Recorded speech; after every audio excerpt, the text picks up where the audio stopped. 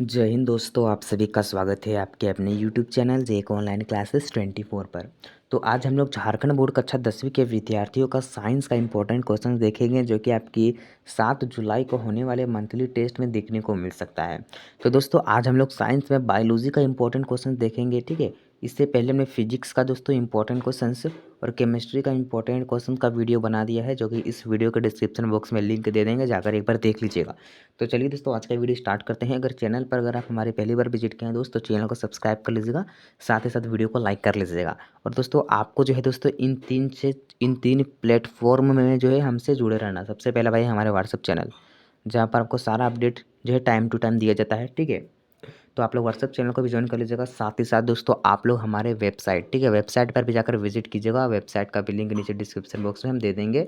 साथ ही साथ दोस्तों आप हमें हमारे इंस्टाग्राम अकाउंट पर फॉलो जरूर कीजिएगा, झारखंड का बादशाह 10 इसको टाइप कीजिएगा इंस्टाग्राम पर और आप हमें फॉलो कर लीजिएगा, या तो मैं नीचे डिस्क्रिप्शन बॉक्स में लिंक दे दूंगा, जाकर आप फॉलो कर लीजिएगा।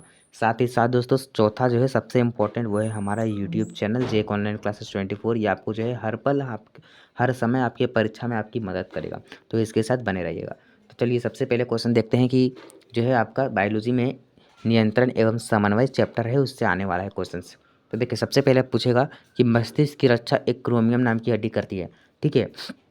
तो आपको जो है क्वेश्चन घुमा के पूछेगा कि मस्तिष्क की रक्षा कौन सी हड्डी करती है, तो आप लोग लिखिएगा क्रोमियम। कौन सी हड्डी? क्रोमियम। ओके, चलिए अगला क्वेश्चन देखते हैं कि मस्तिष्क का वजन 1350 से लेकर 1400 ग्राम तक होता है। तो आपको जो है टेस्ट में पूछेगा कि मस्तिष्क का वजन कितना होता है, तो आप लोग बोलिएगा 1350 से 1400 ग्राम तक। उसके बाद आपको पूछेगा कि मस्तिष्क तंत्रिका कोशिका या न्यूरॉन का बना होता है। तो आपको क्वेश्चन पूछ देगा कि मस्तिष्क तंत्रिका किससे बना होता है, तो आप लोग लिखिएगा कोशिका, तंत्रिका कोशिका या न्यूरॉन का बना होता है, ठीक है। मस्तिष्क जो है किसका बना होता है, तो तंत्रिका कोशिका या न्यूरॉन का बना होता है, ठीक है। चलिए अब दोस्तों मैं जब कुछ चार्ट बताने वाला हूँ, ये आपके एग्जाम में जो है 100% फाइनल एग्जाम में जो है 100% देखने को मिलेगा। चाहे आप किसी भी बोर्ड से हो, चाहे आप जेक बोर्ड से हो, ठीक है, या अदर बोर्ड से हो, बिहार बोर्ड से हो, उत्तर प्रदेश बोर्ड से हो, कोई भी बोर्ड से हो, लेकिन ये वाला चार्ट से क्वेश्चन 100% पूछता है। अगर आप इस चार्ट को अच्छी तरीके से याद कर लेते हो, ठीक है, तो आप लोग जो है यहाँ से एग्जाम में 100% नंबर उठा सकते हो बायोलॉजी से। ओके, तो देखिए यहाँ पे लिखा हुआ है मस्तिष्क। तो मस्तिष्क के टोटल 3 भाग होते हैं। एक होता है अग्र मस्तिष्क, उसके बाद मध्य मस्तिष्क और एक पश्च मस्तिष्क। यानी कि ये आपका मस्तिष्क हो गया, तो आगे वाला अग्र, ये मध्य और ये पश्च, ठीक है। तो देखिए अग्र मस्तिष्क जो है, अग्र मस्तिष्क, उसमें भी 3 से 4 भाग होते हैं, ठीक है। यानी कि 3 भाग होते हैं अग्र मस्तिष्क में। तो अग्र मस्तिष्क के जो है 3 भाग होते हैं, कौन कौन? तो सेरिब्रम, थैलेमस और हाइपोथैलेमस। तो देखिए सबसे पहले सेरिब्रम। सेरिब्रम को प्रमस्तिष्क भी कहते हैं, जो कि 66% याददाश्त, जिज्ञासा, याद करना पर नियंत्रण रखता है, ठीक है। और बाकी बचे जितने भी परसेंट है उसमें थैलेमस करता है कार्य कि वायुमंडल में होने वाले परिवर्तन को बताता है। यानी कि जब आपको ठंडा लगेगा, तो भाई जब आपको ठंडा लगता है तो आप क्या सोचते हैं कि हम जो है स्वेटर पहन लेते हैं। गर्मी लगता है तो क्या भाई ठंडा ठंडा पानी पिएंगे। ये आपको परिवर्तन बताता है, पर्यावरण में हो रहे परिवर्तन को बताता है, और उसके अनुसार आप कार्य करते हैं, तो इसको हम लोग थैलेमस कहते हैं, ठीक है। उसके बाद हाइपोथैलेमस शरीर के अंदर का तापमान को बताता है। यानी कि आपको बुखार है तो भाई गर्म होगा शरीर, अगर आपको बुखार नहीं है तो नॉर्मल रहेगा, कभी कभी ठंडा रहता है शरीर, तो जो है टेम्परेचर को बताता है हाइपोथैलेमस। उसके बाद है मध्य मस्तिष्क। मध्य मस्तिष्क में जो है आपका 2 प्रकार है, एक है कार्पोरा और एक है सेरिबलम या पेंडिकल। तो कार्पोरा का मतलब है कि जो हम देखते हैं सुनते हैं वो ब्रेन तक ले जाता है। जैसे कि मैं अभी आपको पढ़ा रहा हूँ, ठीक है, बता रहा हूँ, तो जो मैं बोल रहा हूँ वो आपका ब्रेन जो है ऑटोमेटिकली कार्पोरा द्वारा कैच कर रहा है, ठीक है। उसके बाद है सेरिब्रम या पेंडिकल। जब ब्रेन बिजी रहता है तो यह कंट्रोल करता है। जैसे कि भाई जैसे देखिए हम टीवी देख रहे हैं, ठीक है, हम खाना खा रहे हैं और टीवी देख रहे हैं। तो खाना खा रहे हैं तो खाने में फोकस जो है हम अपने हाथ से कर रहे हैं, लेकिन ब्रेन हमारा टीवी देखने में बिजी है, ठीक है। तो वही जो है हम खा रहे हैं, मतलब हम टीवी देख रहे हैं, और बाकी जो खाने का काम है वो ब्रेन कंट्रोल, मतलब बाकी जो ब्रेन में कुछ और अंग होते हैं वो कंट्रोल करता है, ठीक है। अब देखिए पश्चिम मस्तिष्क।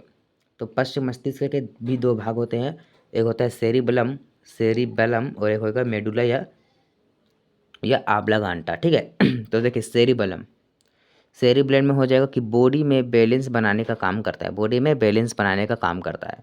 अगर आप चल रहे हो रास्ते में, चलते चलते अगर आप अचानक से अपने शरीर को पूरा हल्का कर लोगे तो आप थोड़ा सा गिरने टाइप में जो है गिरने लगोगे, ठीक है। तो वही हो गया आपका सेरिबेलम नियंत्रण करता है, ठीक है। गिरने नहीं देगा आपको, ठीक है। और देखिए मेडुला का कार्य है कि शरीर में श्वसन, पाचन आदि जैसे क्रियाएं, ठीक है। शरीर में श्वसन, सांस लेना, ठीक है, पाचन यानी भोजन का पचना आदि जैसे क्रियाएं करता है कौन, तो मेडुला। तो ये चार्ट को अगर आप लोग अच्छे से याद कर लेते हो भाई, तो मैं आपको बोलता हूँ 90% गारंटी है कि आप एग्जाम में भाई 100% नंबर उठा सकते हो इस चैप्टर से, ठीक है। तो भाई मैंने फर्स्ट में आपको 100% गारंटी दिया कि आप 100% इसको याद करके 100% एग्जाम में नंबर उठा सकते हो, लेकिन मैंने अभी आपको 90% बोला। क्यों? तो भाई मैंने अभी 90% इसलिए बोला क्योंकि ये आप पर डिपेंड करता है कि आप इसे किस तरह से याद करते हो।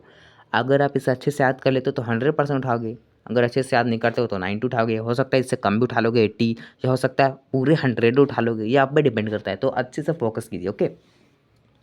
चलिए अगला है कि मस्तिष्क का सबसे बड़ा भाग सेरिब्रम है, ठीक है। आपके ऑब्जेक्टिव क्वेश्चन में पूछ देगा, या तो 2 नंबर के क्वेश्चन में पूछ देगा कि मस्तिष्क का सबसे बड़ा भाग है, तो लिखिएगा सेरिब्रम, ठीक है।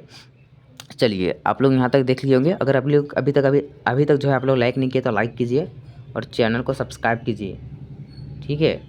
बहुत मेहनत लगती है भाई वीडियो बनाने में, टाइम भी मेरे पास नहीं होता है आजकल, तो टाइम निकाल के आपके लिए वीडियो बना रहा हूँ क्योंकि आपका टेस्ट सामने है, ठीक है। तो प्लीज़ आप लोग सपोर्ट कीजिए। देखिए अगला है कि मस्तिष्क का दूसरा सबसे बड़ा भाग है सेरिबेलम।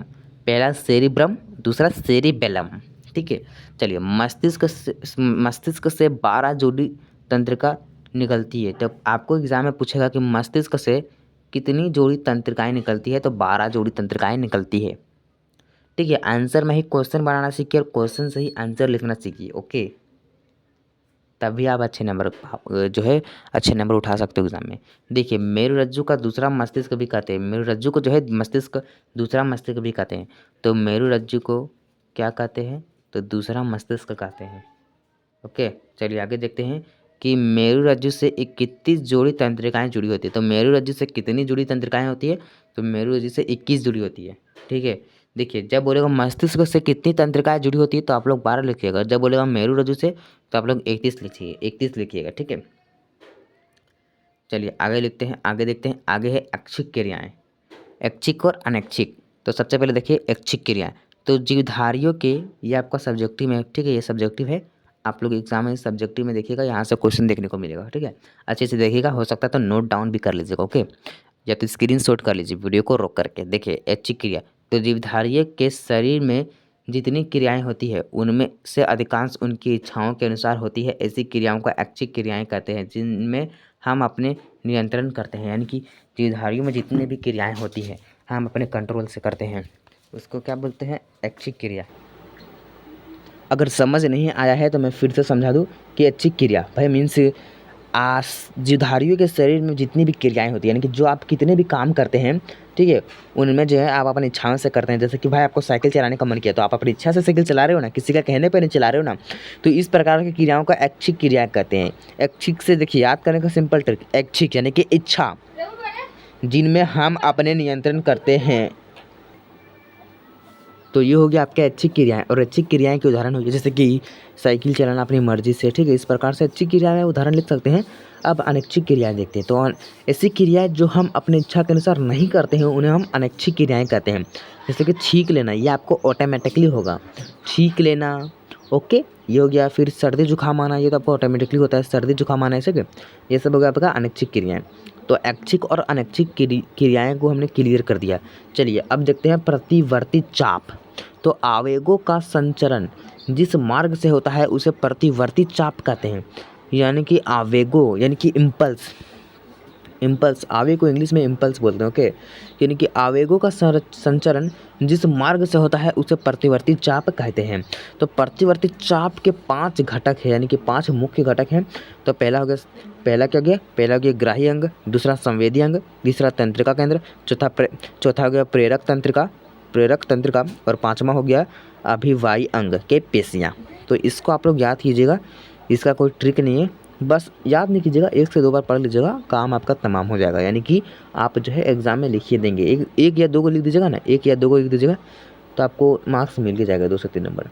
और हो सके तो पूरा लिख दीजिएगा, ठीक है। तो दोस्तों आपका जो है बायोलॉजी का भी सेट ख़त्म हो गया। ओके, तो दोस्तों अगर वीडियो पसंद है वीडियो को लाइक कीजिए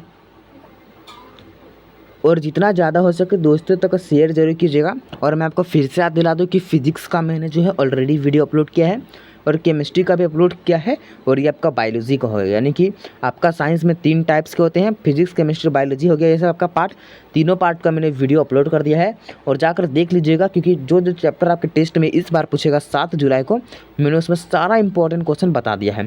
तो आप लोग देखिएगा उसको, मैंने ऑब्जेक्टिव सब्जेक्टिव सारा बताया है और हाथ से बनाए नोट्स से बताया है और 100% आपके एग्ज़ाम में देखने को मिलेगा, साथ ही साथ टेस्ट में भी देखने को मिल जाएगा। ठीक है, तो जैसे कि मैंने बताया है, आप लोग जो है हमें फॉलो कर लीजिएगा इंस्टाग्राम पर, व्हाट्सएप पर, वेबसाइट पर और यूट्यूब पर सब्सक्राइब भी कर दीजिएगा। चलिए दोस्तों, शेयर कीजिए, मज़े में रहिए और आप लोगों को आपके टेस्ट के लिए best of luck. Thank you.